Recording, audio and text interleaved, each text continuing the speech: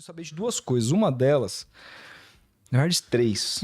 A primeira delas, que me vem à cabeça, viralizou na internet um lance quando você era Bandeirinha, né? E você foi fortemente, assintosamente cobrada por um jogador ali e você peitou o cara, botou cara com cara ali e tal. E foi um total desrespeito da parte do cara, até por você ser mulher e tal.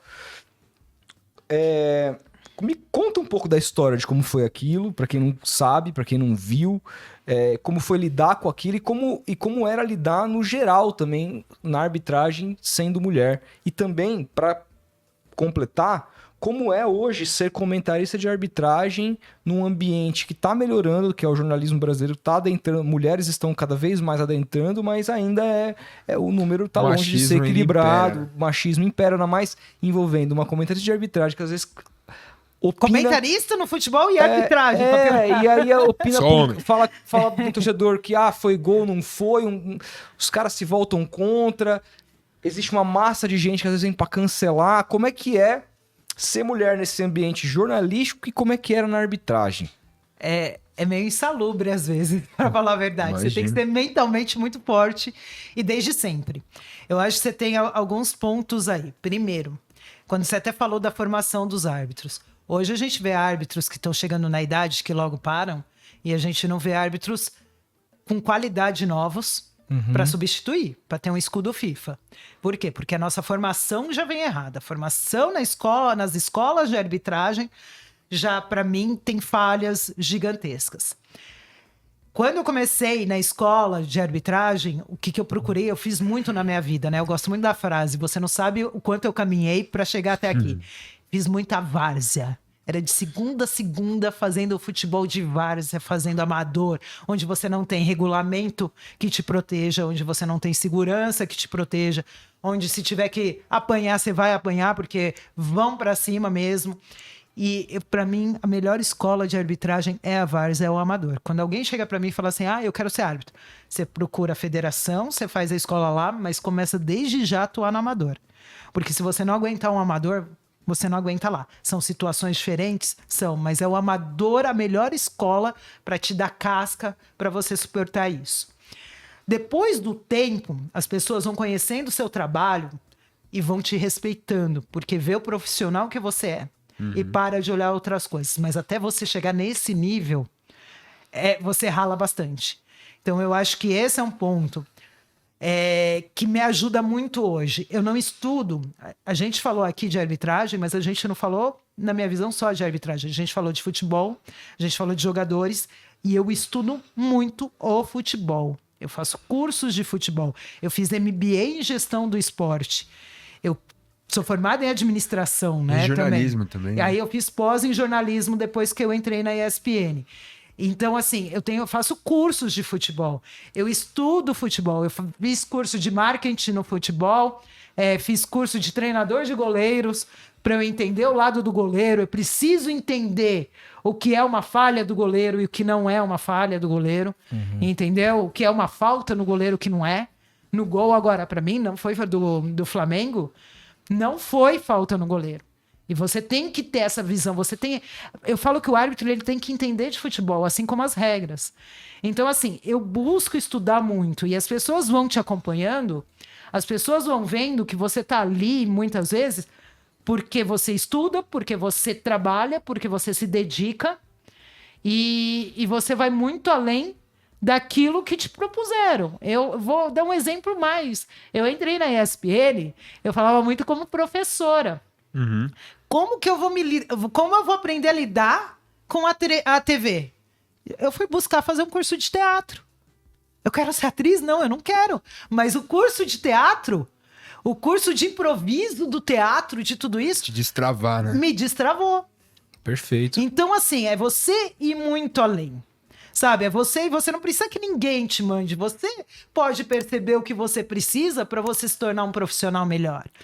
Sabe? Então eu acho que nesse ponto eu caminho muito.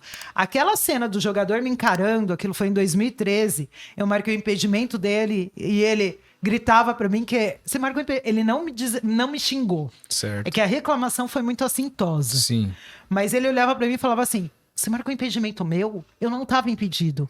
Você estava impedido e eu marquei impedimento seu. A conversa foi isso. O problema foi o jeito que ele veio, a forma, a postura. Quem foi o jogador? Foi o Leandro. Na época, foi a segunda divisão do Campeonato Paulista. Era Atibaia e Tupã. Ele atuava pelo Tupã. Leandro Zanoni, eu acho que era isso. E aí depois até veio, né? Porque na época o Globo e o GE fez uma matéria falando a encarada lá UFC, depois conversou comigo, conversou com ele pediu desculpa, tal, não pessoalmente, porque nunca mais a gente se encontrou. Mas é até interessante, porque eu sempre falava, se alguém vier pra cima, eu não vou recuar. Mas eu sou uma pessoa que eu nunca sei realmente a reação que eu vou ter quando acontece algo inesperado. Eu não recuei. Mas eu acho de verdade esse vídeo... Na época, ele não gerou tanto impacto como ele gera atualmente. Hoje. Porque ele roda o mundo. E toda semana eu recebo alguém mandando, olha onde seu vídeo tá. Olha quem publicou, olha quantos milhares de curtidas, ou até chegando em milhões de curtidas tem. E as mensagens que eu recebo em relação a ele. Então, hoje eu vejo o quanto aquele momento da minha vida... foi importante para você abrir espaço e manter a mulher no futebol e quanto ele é importante hoje para além disso. Porque eu recebo mensagens de mulheres e não é nem questão do futebol. É de como elas encararem a vida dela. Eu recebo umas impactantes que até chegaram a me fazer mal. De mulher falar assim, eu sofro abuso em casa. E o seu vídeo... fez eu ter força para eu, de repente, terminar um casamento. Nossa. Então, eu falo, eu arrepio, eu me emociono de verdade. Porque, assim, esse vídeo, para mim, vai muito além do futebol. Muito além, sabe? Muito além. Então, ele é emocionante por eu ver isso, quanto ele vai além. Mas eu vejo nesse sentido, sabe? O apoio da família faz diferença. Eu acho que em qualquer profissão, principalmente em profissões inusitadas. E a minha família sempre apoiou. Sempre me apoiou. E isso também faz diferença. Você ser forte para você aguentar. Hoje mesmo, as mídias sociais, elas muitas vezes são cruéis com as pessoas no futebol. Quando eu entrei na ESPN, eu não esqueço a frase do Zé Elias para mim. Ele falou, você achava que você era xingada no campo? Você vai ver agora. E aí você tem que entender que muitas vezes as pessoas não estão te xingando, mas sim o personagem que você representa para elas. Porque elas não te conhecem. Elas não conhecem a sua vida, elas não conhecem você realmente. Então elas ofendem o personagem que você representa. E eu aprendi outro ponto também. Muitas vezes, nem todos, os torcedores, eles querem que você seja um porta-voz daquilo que eles acreditam. Se você não fala aquilo que eles acreditam, você não serve. Sem dúvida. E você sempre vai falar alguma coisa que eles não acreditam. Que eles não acreditam. Claro. E você vai agradar muitas vezes uma torcida e o time adversário você vai desagradar. Sem dúvida. Então, assim, por isso que eu falo. Eu tenho que falar para vocês o que a regra diz, o que a orientação diz. E é isso que eu busco fazer muito. Dentro da regra, dentro da orientação e dentro do que eu entendo do futebol, do jogo de futebol, isso foi falta. Por isso, por isso, por isso. Isso não foi falta. Por isso, por isso, por isso.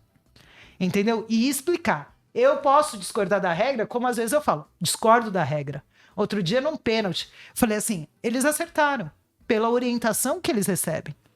Agora, se vocês acham que eu concordo com isso, que isso tem que ser pênalti, não.